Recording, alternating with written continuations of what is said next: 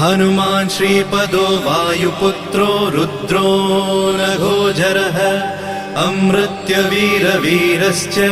ग्रामवासो जनाश्रयः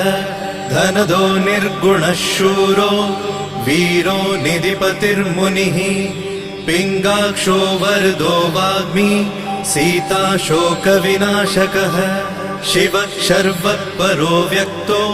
व्यक्तो धराधरः पिङ्गकेशः पिङ्गरोमा श्रुतिगम्यः सनातनः अनादिर्भगवान् देवो विश्वहेतुर्जनाश्रयः आरोग्यकर्ता विश्वेशो विश्वनाथो हरीश्वरः भर्गो रामो रामभक्तः कल्याणप्रकृतिस्थिरः